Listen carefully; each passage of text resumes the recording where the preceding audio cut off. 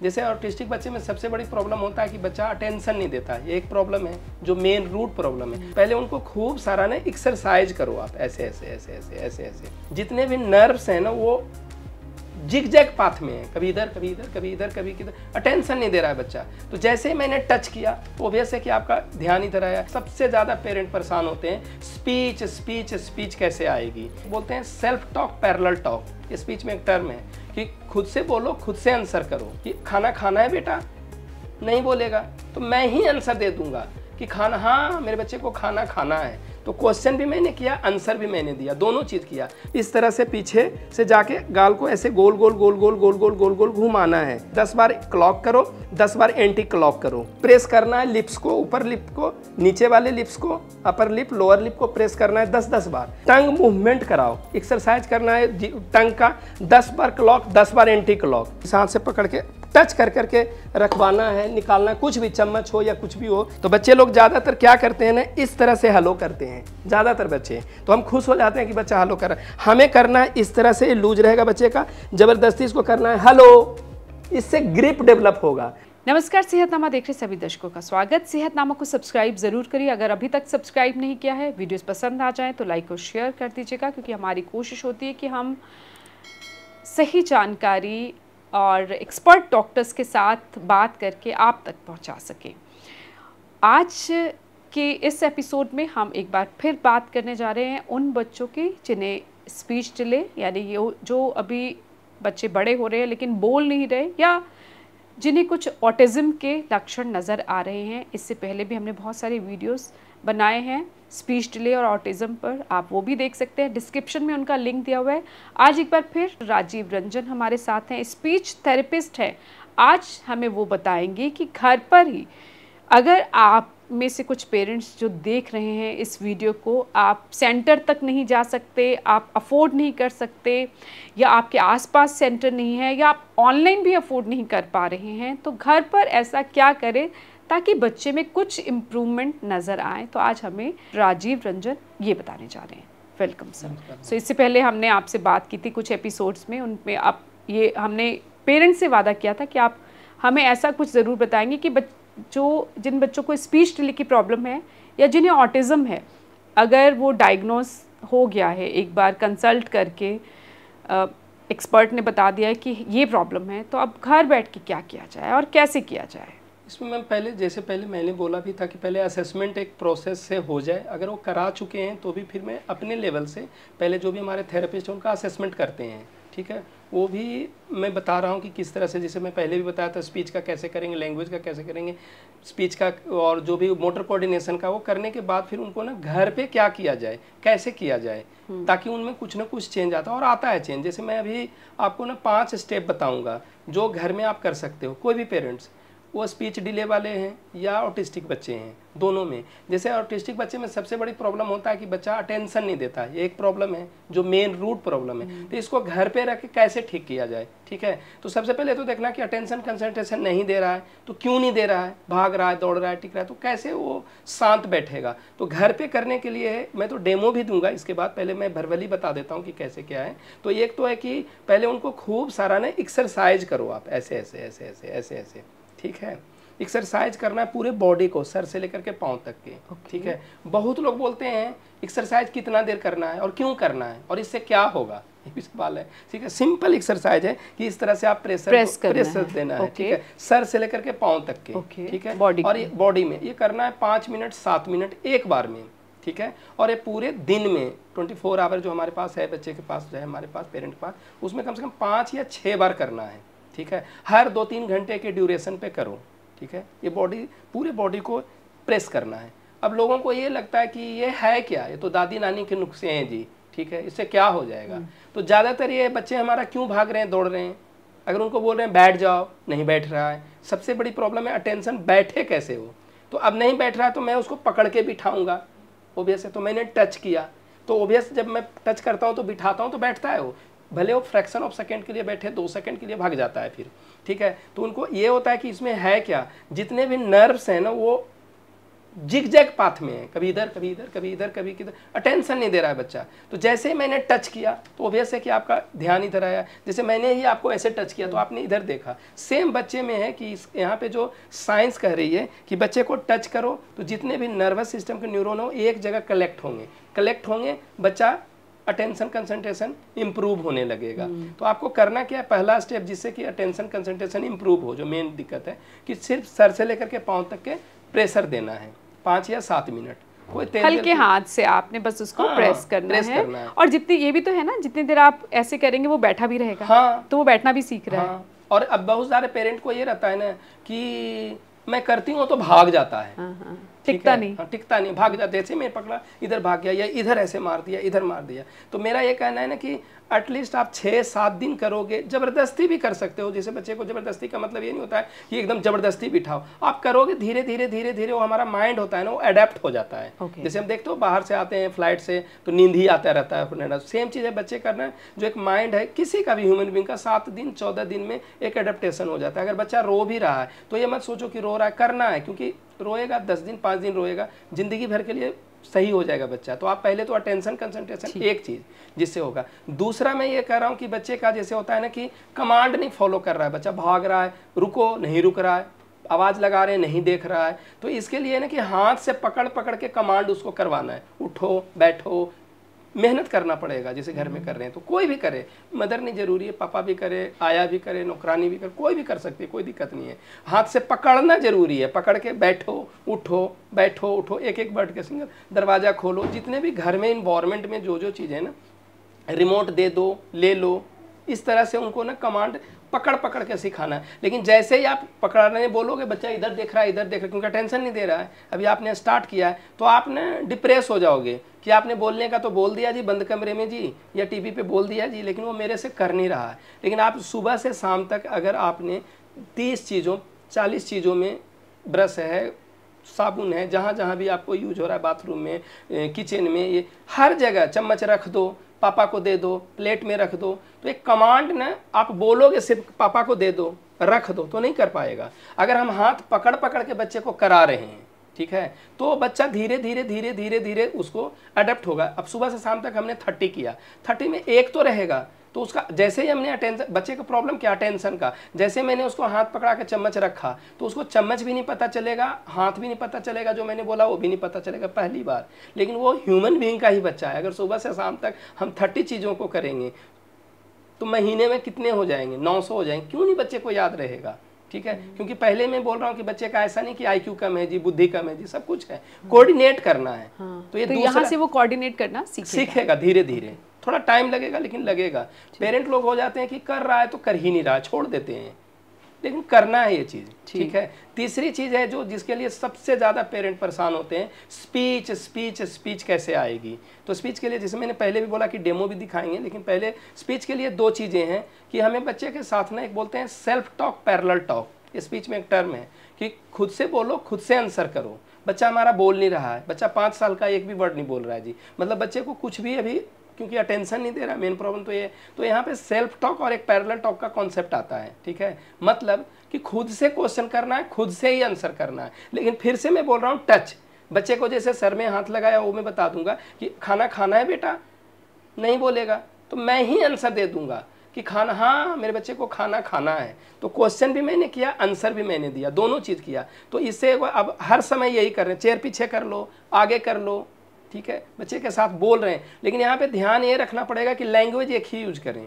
ठीक है। अगर हिंदी बोल रहे हो तो हिंदी, पंजाबी बोलो तो पंजाबी, इंग्लिश बोलो तो इंग्लिश, मिक्स नहीं करें, क्योंकि हमारे ब्रेन में जो हेमिस्फीयर होते हैं, ठीक है, जिसमें जहाँ पे हम सीखने समझने की क्षमता होता है, ब्रोकाज एरिया बर्निकेज एरिया होता है, 2 मेडिकल टर्म है ये कि ब्रोकाज एरिया बर्निकेज एरिया होता है। इससे हम सुनते हैं, समझते हैं, पढ़ते हैं, लिखते हैं, जो कुछ भी करते हैं, जो सब कुछ एब्सेंट होता है ऑटिस्टिक बच्चों में, न पढ़ रहा है न लिख रहा है न ध्यान दे रहा है शुरू में। जैसे जैसे इंप्रूव होने लगता करता है। तो यहाँ पे लैंग्वेज के लिए मैंने बोला कि जो हमारा ब्रेन ऑब्जर्व करता है, मैं जैसे मदर टंग मेरा हिंदी है तो मैं ज़्यादा कंफर्टेबल हूँ हिंदी बोलने में, पंजाबी भी मुझे आता है बोलना, लेकिन उतना कंफर्टेबल नहीं है। क्यों? क्योंकि हमारा जो एक्सपोजर मिला है ना वो हिंदी का मिला है, ठीक है। सेम बच्चे को कि हम एक्सपोजर एक ही दें। पेरेंट क्या करते हैं, कभी हिंदी में बोल रहे हैं, कभी पंजाबी में बोल रहे हैं, कभी इंग्लिश में बोल रहे हैं, तो बच्चे का जो सोचने की और जो एब्जॉर्ब करने की क्षमता है वो कंफ्यूज हो जाता है। तो ऐसा नहीं है कि वो नहीं बोलेगा, लेट हो जाएगा ज़्यादा, ठीक है। अब जैसे अब मुझे फ्रेंच सिखाने लगो, तो ऑब्वियस बात है मुझे टाइम लगेगा,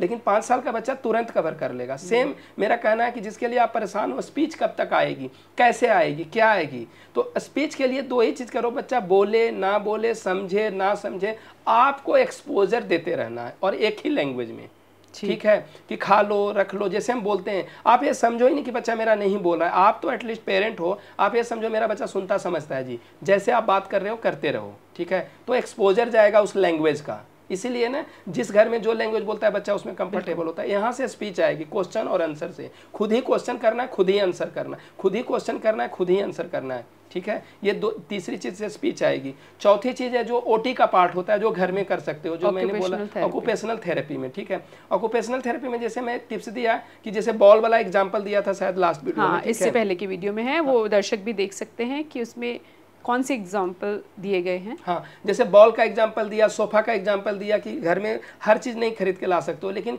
हर चीज़ से आप कर सकते हो। जैसे बच्चे को ना ग्रिप नहीं आ रहा है, तो पढ़ना लिखना नहीं आ रहा है, बच्चा ना क्यों नहीं खेल रहा है लोगों के साथ, वो अकेला खेलना पसंद कर रहा है, कार के साथ पसंद कर रहा है, तो उनको ना ह्यूमन बीइंग के साथ ज़्यादा खेलने दो। जैसे इसमें हम बोलते हैं ना कि फिजिकल प्ले ज़्यादा करो उसके साथ, टच के साथ। जैसे इसका समझ सकते हैं, जैसे हमारे बचपन में 25-30 साल पहले क्या होता था, न टीवी था, न मोबाइल था, न कोई ये क्या कहते हैं, न टॉयज था, वेराइटी ऑफ टॉयज भी नहीं था, बैलून, बैट बॉल, ये सब होता था। उसमें ज़्यादातर हम लोग क्या करते थे, छुपन छुपाई खेल रहे हैं, पर्दे के पीछे छुप गए, सोफे के नीचे चले गए, दूसरे बच्चों के साथ इंटरेक्ट कर रहे हैं, बाहर में मिट्टी के साथ खेल रहे हैं। वो आजकल कम गया है, वो होता नहीं है। न्यूक्लियर फैमिली है तो घर में ही है जी, बाहर, और बाहर का भी इन्वायरमेंट यही है। दूसरे बच्चे के पास आप जाओगे खेलना, ये कौन सा बच्चा आ गया, मैं इनके साथ नहीं खेलूंगा, ये तो मेरे से बात नहीं करता। तो ये अपना सोशल भी उस तरह से हो गया। अगर पार्क में भी जा रहे हो, हजारों की भीड़ है, लेकिन आपसे किसी को कोई मतलब नहीं है, तो इसका क्या सॉल्यूशन है, ठीक है। इसका सॉल्यूशन कि कैसे खेलें। तो जितना भी आप हो, मदर फादर जो भी हो, पेरेंट दादा दादी जो भी हो, न्यूक्लियर हो, हस्बैंड वाइफ हो, उनके साथ ना खेलो, लेकिन without mobile, without TV, without toys, ठीक है। आप कैसे खेलोगे, ये भी है ना कि टॉयज भी नहीं बोल रहे हो, मोबाइल भी नहीं बोल रहे हो, टीवी नहीं बोल रहे हो, तो मैं खेलूं कैसे।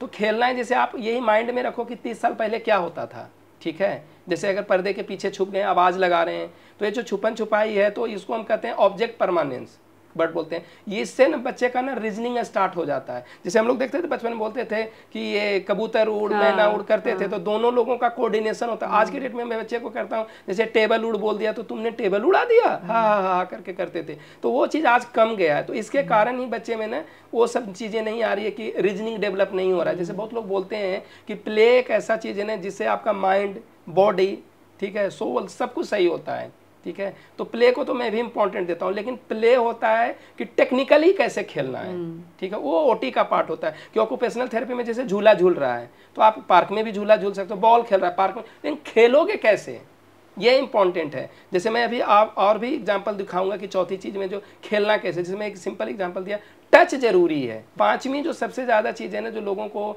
बहुत ज़्यादा टफ होता है, पॉटी कंट्रोल, सुसु कंट्रोल, मतलब जो कहते हैं पॉटी ट्रेनिंग करना चाहिए। बहुत सारे पेरेंट पॉटी ट्रेनिंग के लिए बहुत पैसे खर्च कर देते हैं, ठीक है, फिर भी नहीं हो पाता है। लेकिन इसमें सब सिंपल सा चीज़ है कि बच्चे को ना क्यों नहीं कंट्रोल हो रहा है, ब्लैडर कंट्रोल, ये भी तो देखें कि बच्चे को मैं बोल रहा हूँ ब्रेन भी सही है जी, तो क्यों नहीं कंट्रोल हो रहा है। तो कंट्रोल नहीं होता है ग्रिप के कारण, ठीक है, ग्रिप पे। ये जैसे बहुत लोगों को लगेगा टेक्निकल वर्ड, हम जो पॉटी कंट्रोल करते हैं, सुसु कंट्रोल करते हैं, जो भी करते हैं, जो अभी हमारा ट्रेनिंग, ये हम प्राइवेट पार्ट से नहीं करते हैं, ब्रेन से करते हैं। तो बच्चे में ब्रेन की कमी है नहीं, कोऑर्डिनेशन की कमी है, वो कंट्रोल नहीं कर पाता है। बड़े लोग करते हैं, तो करेगा कैसे, सवाल ये उठती है, करेगा कैसे, जो कि ये अपना जो डेली लिविंग का है, नहाना धोना, ब्रश करना, कुल्ला करना, ये कैसे आप सिखाते हो। बहुत पेरेंट ऐसे भी बोलते नहीं, हम यहाँ स्किल डेवलप करते हैं। तो ग्रिप जरूरी है, तभी लिखना पढ़ना भी बच्चे को नहीं आता है, क्योंकि बच्चा पेन पकड़ रहा है 4 साल में जी, तो आगे किए हुए, तो इसको ना ग्रिप कैसे देना, तो हम सिखाते नहीं, हम स्किल डेवलप करते हैं। बोलोगे कैसे, बहुत पेरेंट पूछते हैं कैसे, स्किल कैसे डेवलप करते हो आप। 4-3 साल का बच्चा आएगा, उसको डायपर से रिमूव करना कैसे करते हो आप, क्या पॉट में बिठा के लेकर जाते हो, उसको डायपर कैसे निकलवाते हो, डायपर फ्री डायपर करना है, डायपर फ्री करना है बच्चे को। 5 साल का बच्चा, अब मेरे पास 10 साल का भी बच्चे आते हैं डायपर में होते हैं, ऑब्वियस बात है प्रॉब्लम है उनको, ठीक है। पेरेंट नहीं भी बताते हैं। तो अगर ये जो मैं टेक्निक बता रहा हूँ सिंपल, उससे ना बच्चे में 2 महीने में डायपर निकल जाता है मोस्टली। मैं ऐसा नहीं कह रहा हूँ कि सबका निकलेगा, बच्चे बच्चे पे डिपेंड है। तभी तो मैं बोल रहा हूँ कि अगर हर बच्चा अलग है, हर बच्चा यूनिक है।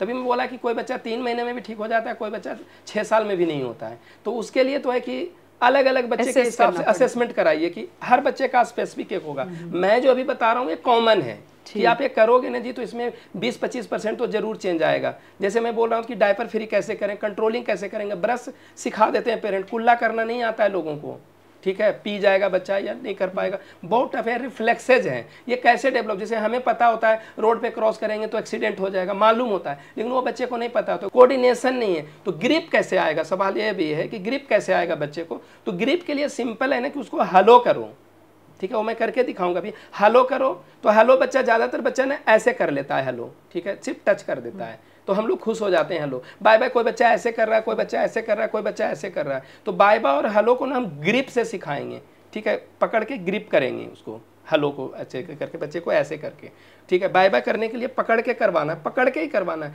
तो आप बोलोगे इससे क्या पॉटी ट्रेनिंग हो जाएगा, वो सारे पेरेंट हो जाएगा जी, क्योंकि ग्रिप से ही हम पॉटी कंट्रोल करते हैं। एक दिन में नहीं होगा। तो मेरा कहना ये है कि जो हेलो और बाय बाय करते हो ना, ये कम से कम सुबह से शाम तक 25 बार करो, 20 बार करो। 5 बार पेरेंट पापा ने किया, 5-10 बार मम्मी ने किया। बस ये ध्यान रखिएगा कि इरिटेट ना हो बच्चा, ठीक है, कि बार बार कर रहे हैं हेलो, बार बार कर रहे हैं। तो बहुत सारे पेरेंट का ये भी सवाल आती है कि मैं तो सुबह जॉब पे निकल जाता हूँ, 20 बार मैं कैसे करूँगा। बहुत पेरेंट ऐसे बोलते हैं, दोनों लोग मैं जॉब पे चला जाता हूँ तो 20 बार तो मेरे पास टाइम ही नहीं है। तो मैं उनको बोलता हूँ कि वो टाइम कैसे निकालेगा, जॉब नहीं छोड़ना है। आप जैसे किचन में हो, ठीक है, आप जा रहे हो किचन से ड्राइंग रूम में, तो जा रहे हो ना, बच्चा है तो बाय बाय, आ गए ना तो हेलो। तो आप सिचुएशन क्रिएट करो कि ऐसे कर, बस इरिटेट नहीं करना है। आप मान लो सुबह नीचे से ऊपर छत पे जा रहे हो, तो जा रहे हो तो बाय बाय, ऊपर से नीचे आ गए तो हेलो।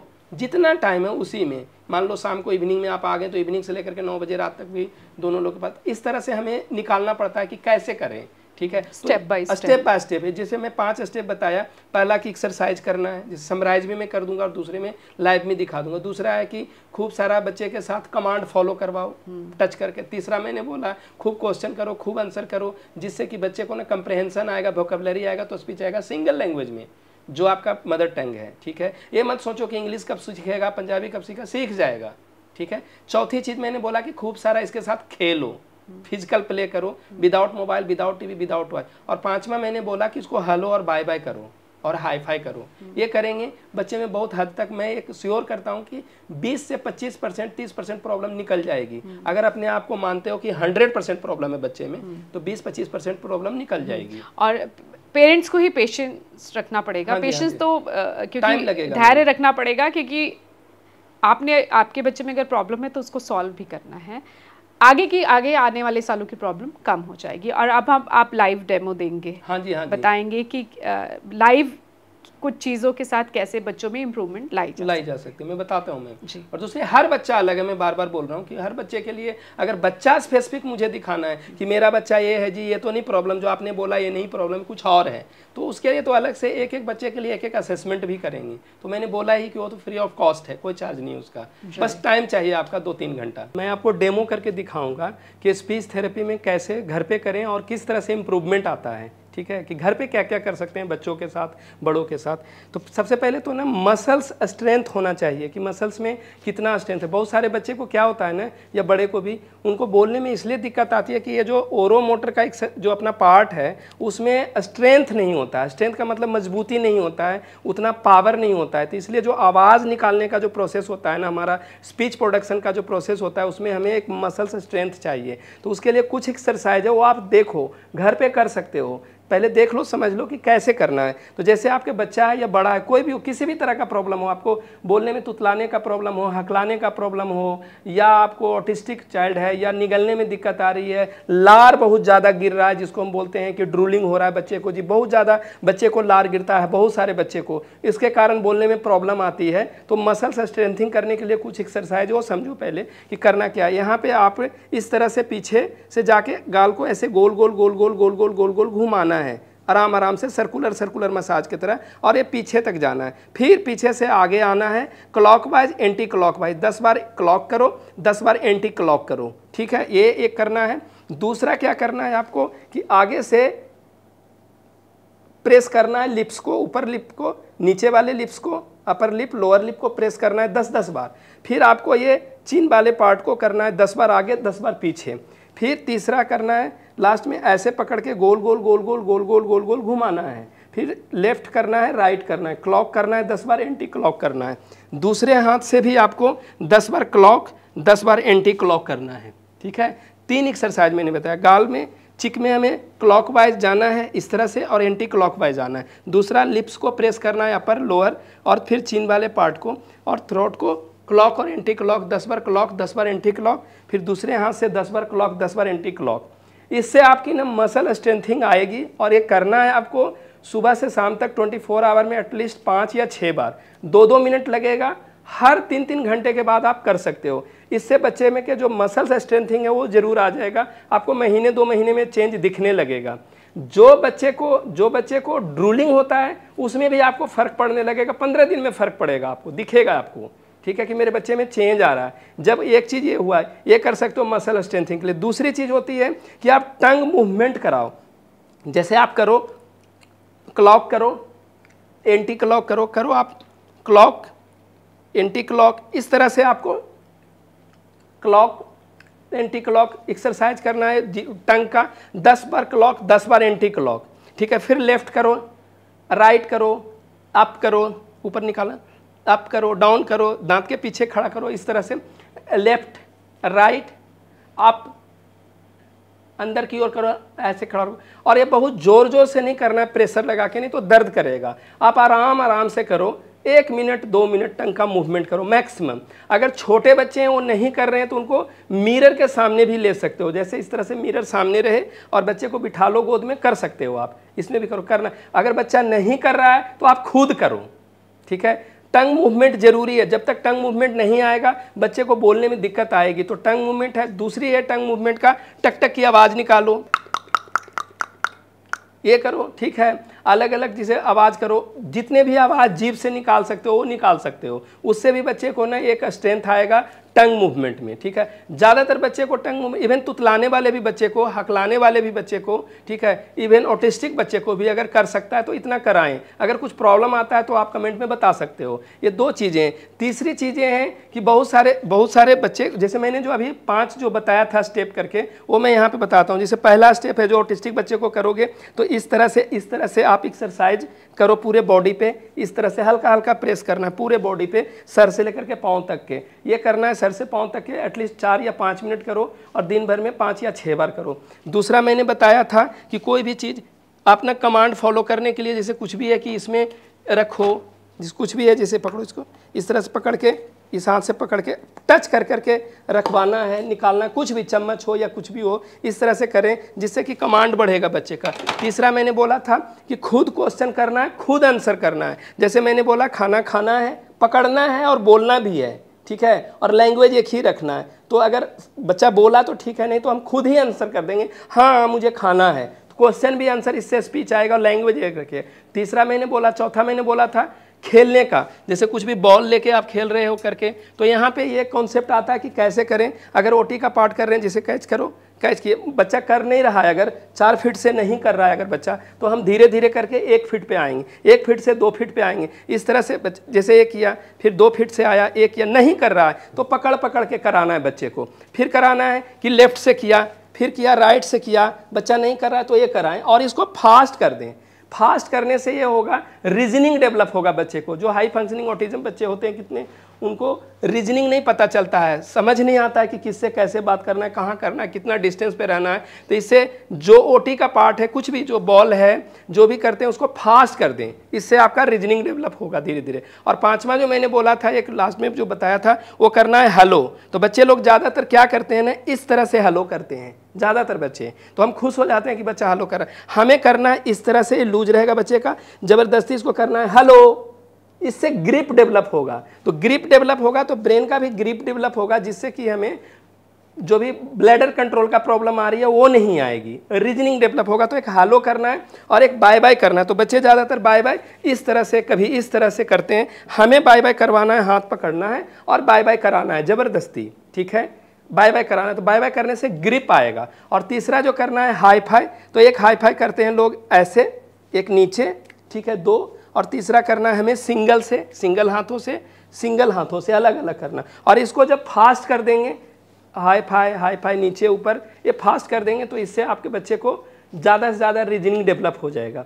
एक तो ये, दूसरी चीज़ है कि प्लेस और मैनर के लिए कर सकते हैं। जैसे बहुत लोग बोलते हैं कि आपने जी स्ट्रेंथ कम है लो, स्ट्रेंथ कम है ना, तो इनको ना ये स्ट्रेंथ के लिए ना ये करो कि आप स्ट्रॉ से ना पानी पीने के लिए बुलबुला जैसे कर रहा है, इससे भी स्ट्रेंथ बहुत मजबूत होता है बच्चे का।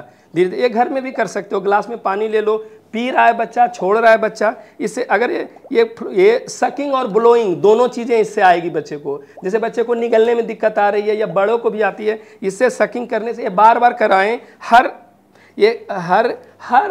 आप 1 घंटे पे ना 2 मिनट 1 मिनट ये करा सकते हैं। ये सिंपल स्ट्रॉ है, ब्लोइंग का और सकिंग का, ये नहीं आता है बच्चों को ज़्यादातर, तो ये करने के लिए ऐसे भी, अगर बड़ा बच्चा है तो ऐसे भी दे दें, हवा आ रही है नहीं आ रही है, खेल खेल में आप ना ये स्ट्रेंथ मजबूत कर सकते हैं, इससे ये कर सकते हैं। अगर बच्चे को, जैसे बहुत लोग बोलते हैं ना कि चम्मच से करोगी जी, चम्मच से ना करके आप स्ट्रॉ ये भी कर सकते हो कि जैसे अगर नहीं बच्चा कर रहा है तो पकड़ के करें, जीभ निकालो, ठीक है, नहीं करा तो ऐसे करके इससे कर सकते हो, इससे, ठीक है, लेफ्ट राइट अप डाउन, इससे भी करें। टंग का मूवमेंट जरूरी है। ज़्यादातर बच्चे जिनको ड्रूलिंग होता है वो मूवमेंट नहीं कर पाते हैं, तो जो मैंने एक्सरसाइज बताया कि एक समराइज कर देता हूँ मैं, क्लॉक वाइज एंटी क्लॉक ये करना है और ये थ्रोट का, इससे आपको ना स्ट्रेंथिंग आएगा।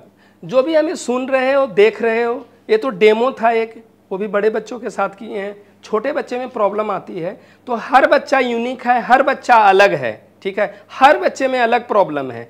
तो आपसे रिक्वेस्ट है कि अगर कुछ प्रॉब्लम इस तरह से आ रही है तो आप हमें कांटेक्ट करो, जो भी डिस्क्रिप्शन में नंबर दिया गया वहाँ पे कांटेक्ट करें। हम दोनों चीज़ें करते हैं, बच्चा स्पेसिफिक चाइल्ड ओरिएंटेड जो होता है कि बच्चे को रियल में क्या प्रॉब्लम है, उसके बेसिस पे असेसमेंट भी करेंगे और उसका थेरेपी भी करेंगे। असेसमेंट जो होगा आपको कोई चार्ज नहीं लगेगा, उसका कोई हम फी नहीं लेते हैं, लेकिन हमें आपसे चाहिए 2 घंटा, 2.5 घंटा, 3 घंटा टाइम चाहिए, जिसमें कि हम तीनों चीज़ें बता पाएंगे आपको कि बच्चे में, बच्चा स्पेसिफिक, चाइल्ड स्पेसिफिक प्रॉब्लम क्या है। बहुत सारे को स्पीच का है, लैंग्वेज का है, कम्युनिकेशन का है, भाग रहा है, दौड़ रहा है, टिक नहीं रहा है, मार रहा है, तोड़ रहा है, ये सब बच्चे को प्रॉब्लम। हम चाइल्ड स्पेसिफिक आपको असेसमेंट करके देंगे कि बच्चे में रियल में है क्या प्रॉब्लम, ठीक है, दूसरे बच्चे से नहीं, आपके बच्चे। दूसरा, उसका सॉल्यूशन मैं बता दूंगा कि क्या क्या आप थेरेपी करो जिससे कि बच्चे में रिजल्ट आए जल्दी से। और तीसरा जो सबसे इंपॉर्टेंट है, जिसके लिए हमें कॉन्टेक्ट कर सकते हो, कि हम जो 5 स्टेप बताएं वो आपके बच्चे के हिसाब से आपको हम प्रोग्राम बना के देंगे, उसका कोई चार्ज नहीं लेते हैं हम। आप इसमें करो, अगर ये भी आप 5 स्टेप फॉलो करते हो,